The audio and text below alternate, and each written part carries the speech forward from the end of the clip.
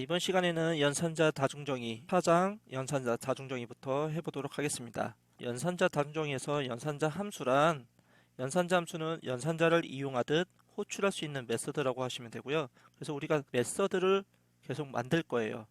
덧셈 메서드, 뺄셈 메서드, 곱셈 메서드, 그런 연산자들에 대해서 각각의 메서드가 우리가 만들어서 사용할 수 있다. 그래서 연산자 함수를 왜 만드냐면은 클래스를 만들 때 지원 가능한 연산자를 만들어서 넣어주면 사용자 코드가 간결해지는 부분이 있습니다. 분명히 이제 덧셈이나 뺄셈, 곱셈, 나눗셈이 기호가 명확하기 때문에 코드 작성할 때 사용자 코드가 간결해진다고 보시면 되고요.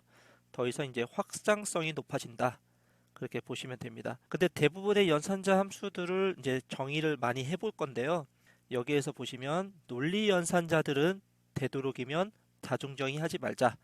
기본적인 논리 연산자들은 우리가 이제 연산 결과가 true 또는 false로 나오게 됐는데 이런 부분은 기본적인 디폴트 형태로 되어 있는 것을 우리가 사용하고 되도록이면 사용하지 말자.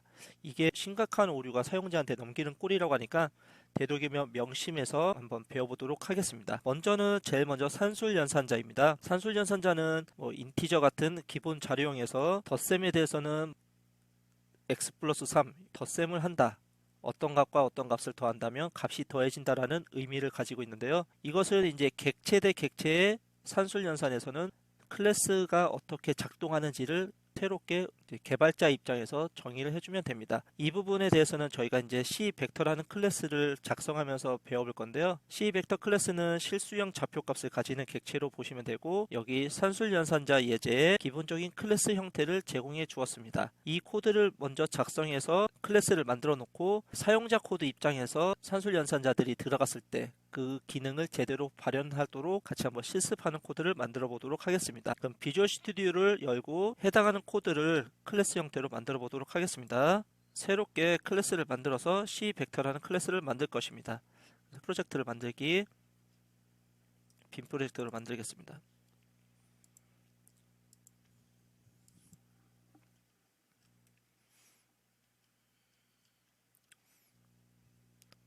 프로젝트를 만들고 이제 여기서 클래스를 만들 것인데 보시면 C 벡터라는 클래스를 만들 것이기 때문에 여기서 추가 클래스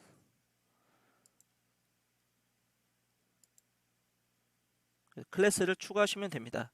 여기다가 이제 추가하면 헤더 파일에서는 선언하시면 되고 정의 파일에서는 멤버 함수들을 여기다가 만드시면 되는데 기존에 선생님이 제공해준 코드를 그대로 복사해다가 일단은 작성해 보도록 하겠습니다. 여기에서 보시면 생성자 함수 있고요. 그리고 멤버들을 프린트하는 프린트 함수 있고요. 멤버 3개에 대해서 x, y, z 좌표에 대해서 w 값이 있습니다. 그리고 함수 2개에 대해서 정의하는 부분도 복사해서 붙여 놓도록 하겠습니다.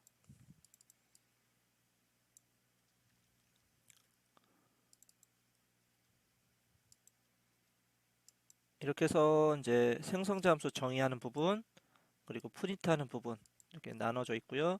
그 다음에 이제 메인 함수가 포함되는 파일도 하나 추가해서 만들어 보도록 하겠습니다. 함수 이름은 cpp 파일로 main이라고 해서 사용자가 이제 c벡터라는 클래스를 이용해서 만들어지는 이제 파일에다가 사용자 코드 파일을 복사해서 붙여 넣도록 하겠습니다. 기본적인 벡터를 만들고 연산을 하면서 출력을 해볼 건데 결과를 출력해 보는 건데 지금 주석 처리되어 있는 부분까지도 쭉 복사해서 같이 한번 만들어 보도록 할게요.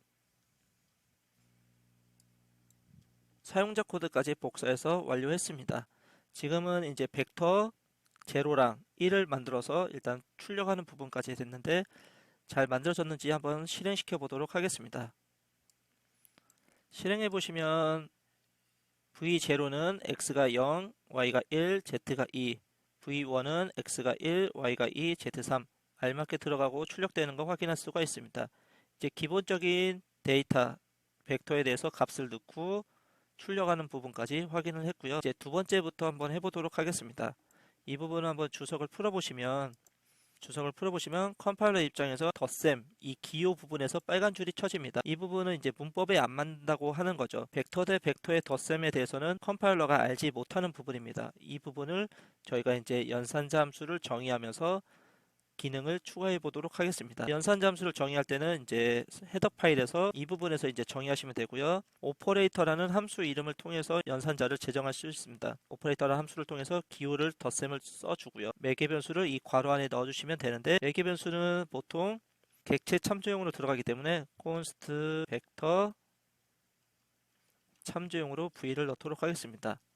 그리고 이제 덧셈에 대해서는 앞에 주석에서도 봤듯이 v0에서 오퍼레이터라는 함수를 호출하면 v1이 매개변수로 들어가는 형태로 됩니다. 이런 함수의 호출 관계를 이렇게 간단하게 보여줄 수 있다는 거죠. 아주 사용자 코드가 간결해지는 부분이 있습니다. 연산자 함수에 대해서만 이런 부분을 허용하도록 했습니다. 제로 오퍼레이터, 이렇게 매개변수가 써야지는 이런 함수 호출 부분을 이렇게 간단하게 덧셈 기호로 간결해질 수 있다.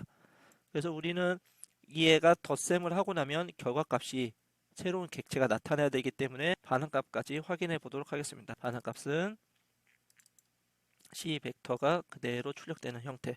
그래서 이 부분은 확인할 수 있고, 그 다음에 객체를 만들 때 결과 객체가 콘스트이기 때문에 이 부분을 확장성을 두기 위해서 나이가 만들어지는 함수 메소드도 콘스트를 붙여주면 저것을 허용할 수가 있습니다. 그래서 Alt 엔터 눌러서 정의 만들기 가서 확인해 보시면 CPP 파일에서 이 부분을 만들 수 있는데요. 이제 새로운 덧셈에 대해서 어떻게 만들어서 넘길지 그것만 생각해서 적어 주시면 됩니다. 원래 좌표가 X, Y, Z인데 이게 나의 좌표인데 여기에다가 덧셈 기호에 대해서는 V 객체에 대해서 X, Y, Z표를 내 거랑 더해서 넘겨주겠다.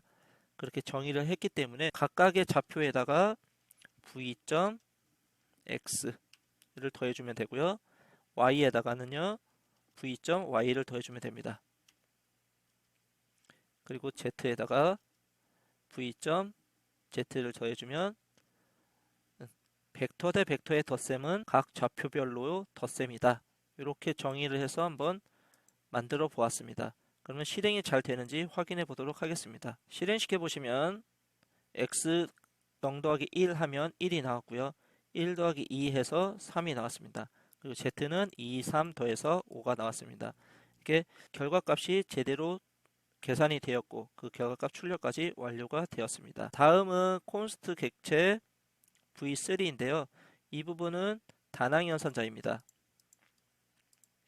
앞에서 배운 플러스 기호는 항이 2개이기 때문에 덧셈 연산자는 2항 연산자라고 보시면 되고요. 지금 보신 이 마이너스 부호 있는 연산은 항이 하나이기 때문에 단항 연산자라고 보시면 됩니다. 그래서 오른쪽에 주석으로 된 호출 부분을 보시면 이 오퍼레이터 마이너스라는 기호에는 단항 연산자이기 때문에 매개 변수가 없습니다. 그 부분으로 부호 연산은 내 부호를 바꾸겠다. 양수면 음수로, 음수면 양수로 바꾸는 그런 부호 연산으로 보시면 됩니다. 그 부분에 대해서 한번 정의를 같이 해보면요. C 벡터라는 게 반환이 되고요. 오퍼레이터 마이너스가 들어갔는데 매개 변수는 없고요.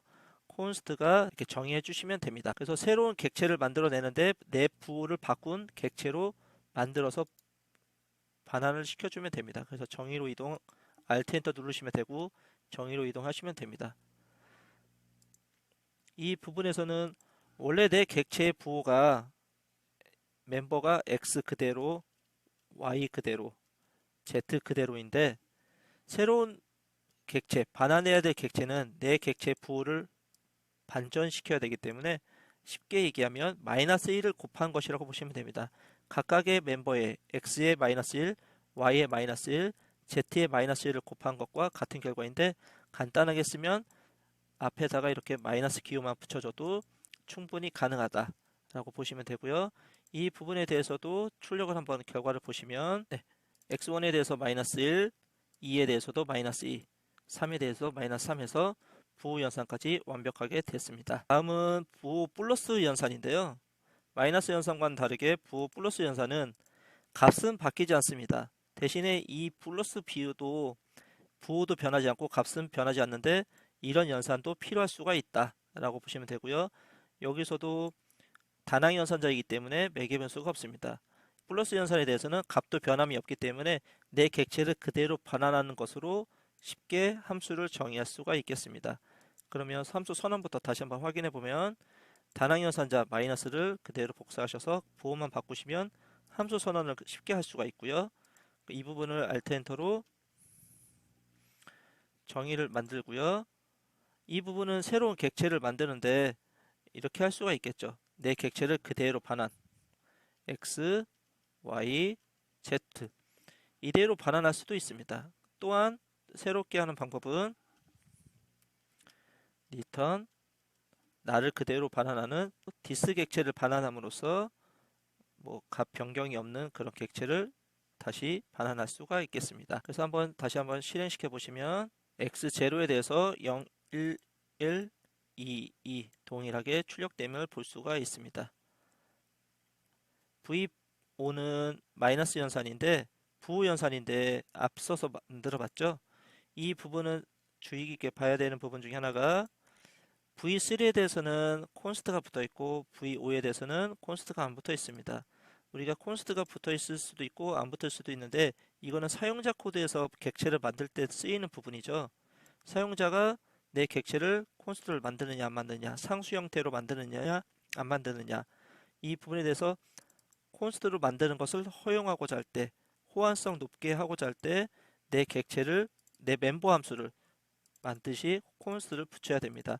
멤버 변수에 값 변경이 없다면 되도록이면 멤버 메서드들은 상수 함수로 만들어 놓고 그 다음에 이제 만약 멤버 변수에 값 변경이 필요하다 그럴 때는 한번 고민해 보면서 상수 함수 형태에서 변경하도록 해보면 좋겠습니다. 그 상태에서 한번 실행해 보면 이 부분 V3이랑 같은 결과가 나타날 거고요.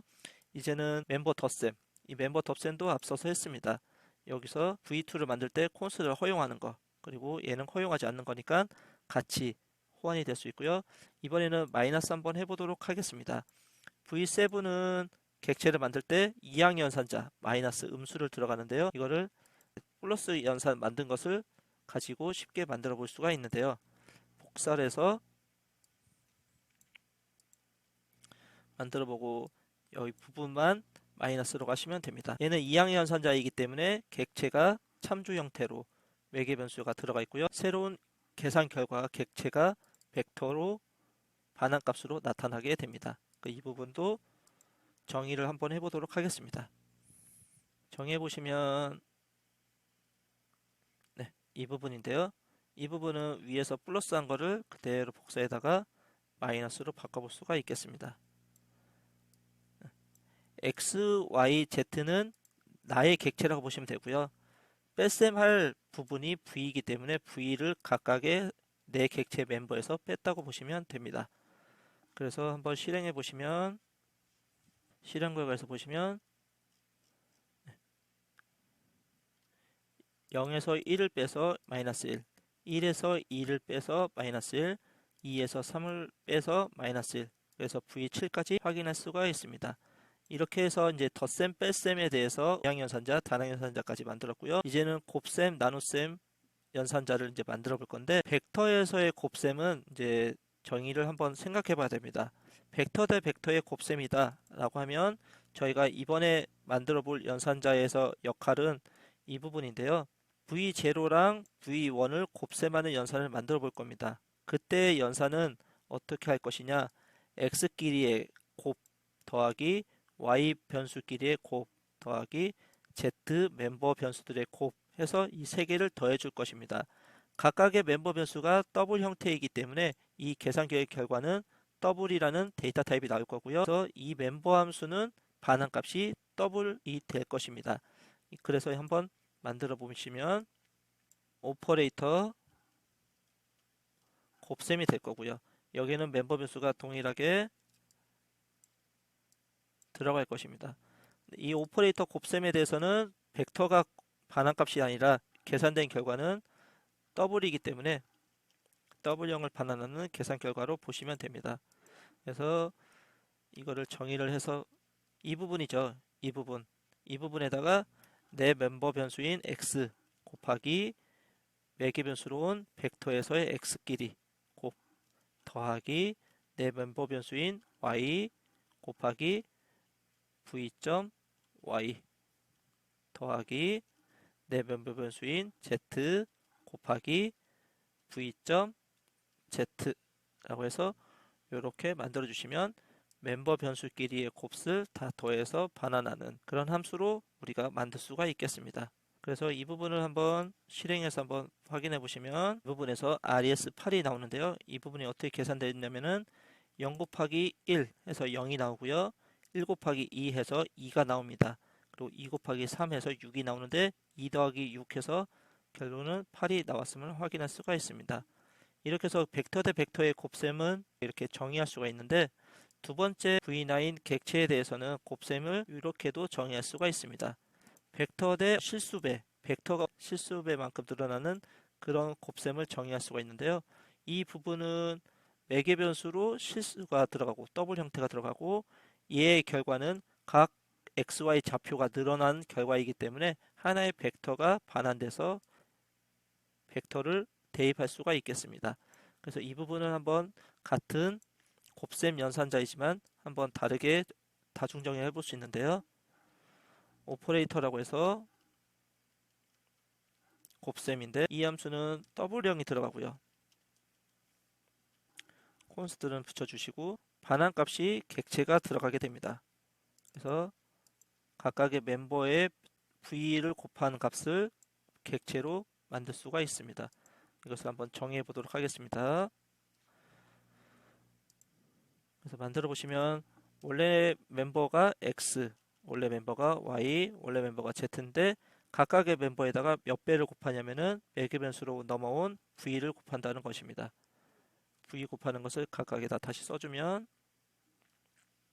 이렇게 새로운 객체를 곱해서 반환할 수가 있겠습니다. 그래서 실행시켜 보시면 v0 곱하기 3.0 그의 결과를 확인할 수가 있겠습니다. 실행 결과를 보시면 x좌표 0, y좌표는 3, z좌표가 6이 나왔는데요.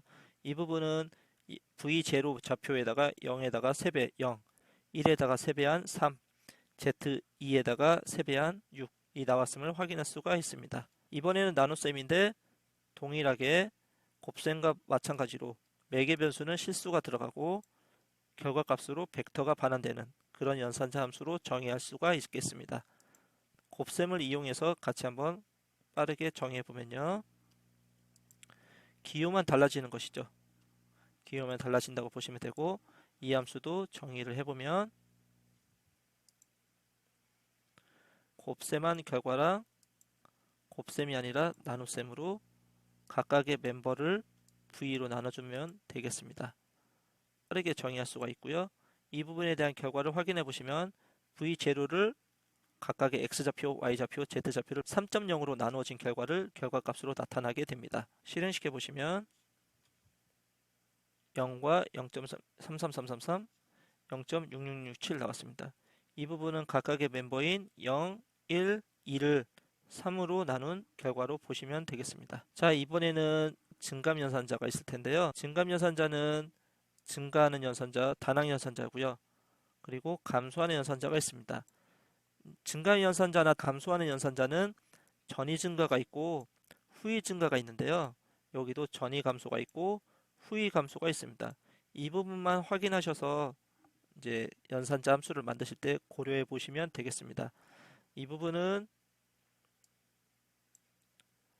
같이 한번 만들어 보시면 V10을 초기화를 1, 2, 3을 줬습니다. 증가 연산자를 하고 V11에다가 객체를 만드는데요. 전이 증가는 증가부터 되는 것이 맞죠.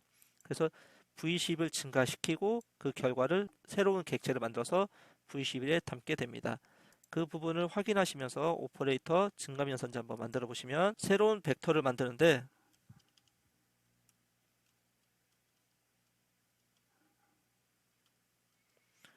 오퍼레이터 증감 연산자입니다.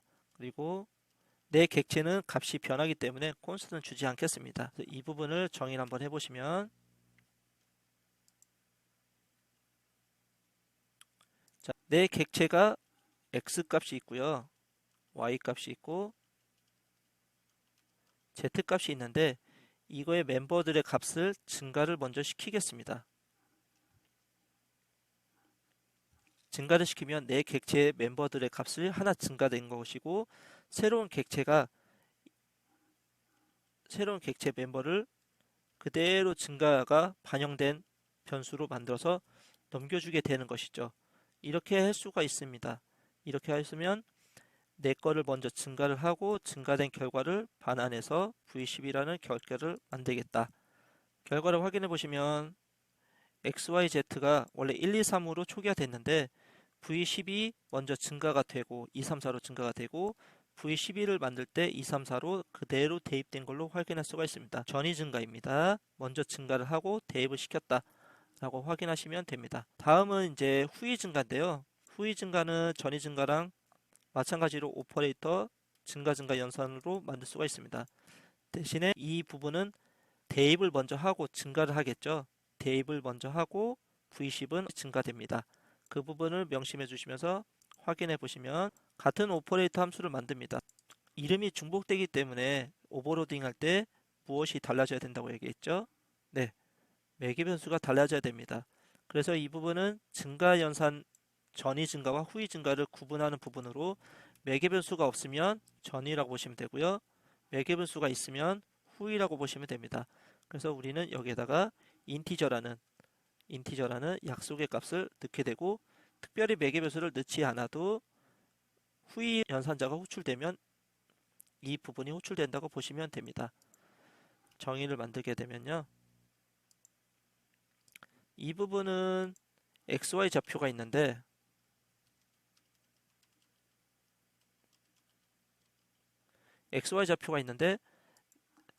나는 언젠가는 증가할 것입니다. 이 함수가 마치고 나면 내 멤버들은 값이 증가될 것인데 그 멤버들의 값이 그대로 반영돼서 새로운 객체를 만드는 게 아니라 새로운 객체를 만들 때 변경되기 이전 값으로 내 객체를 하나 만듭니다. 객체를 만드는데 변경되기 이전 값이죠. x, y, z라고 하나를 만들 수가 있겠습니다. 그런 다음에 이 부분 변경되기 전 값으로 반환해 줄 수가 있겠습니다. 이 연산을 한번 주의 있게 보시면 객체를 만들 때 현재 값을 저장을 해 놓는 것이고요. 그 다음에 내 객체 멤버 변수는 증가를 시키고 반환되는 부분은 이전에 내가 증가되기 전 값을 그대로 반환된다고 확인하실 수가 있겠습니다. 그래서 이 부분을 한번 출력을 확인해 보시면 XYZ에 대해서 V10은 증가를 했습니다. 대신에 V12는 증가되기 전 값이 대입됐다 라고 확인할 수가 있겠습니다. 자, 이제 마지막으로 전이 감소, 후이 감소인데요. 이 부분은 한번 증가했던 함수를 이용해서 한번 만들어 보도록 하겠습니다. 전이 증가 함수, 후이 증가 함수 이 부분을 가지고 만들어 볼 건데요. 네. 전이일 때도 마이너스 마이너스, 후이일 때도 마이너스 마이너스라고 보시면 되고요. 이 부분에 대해서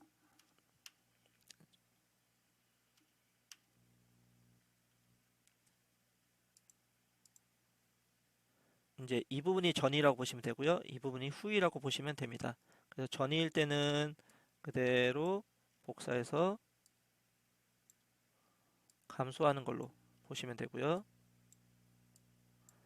여기 안에서는 앞에서 감소하든 뒤에서 감소하든 상관이 없습니다. 전이 후이든 이 안에서는 상관이 없습니다. 그리고 후이에서는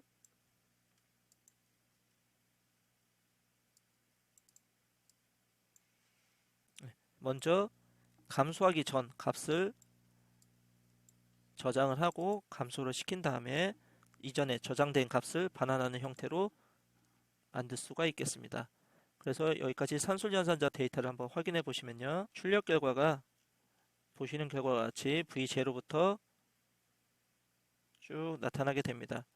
확인하는 결과는 노션 페이지에도 그대로 출력이 됐고요. 여러분들도 이 부분에 대해서 출력 결과랑 함수 실습해 보시면서 산술연산자에 대해서 한번 클래스를 통해서 산술연산자를 정의하는 부분을 배웠으니까 한번 실습해 보시고 혹시나 수업 때 다루지 않았던 부분도 찾아보시면서 다른 연산자 함수를 한번 생각해 보시면 좋겠습니다. 연산자 함수 다중정의 중에 산술연산자를 배웠습니다. 다음 시간에 뵙도록 하겠습니다.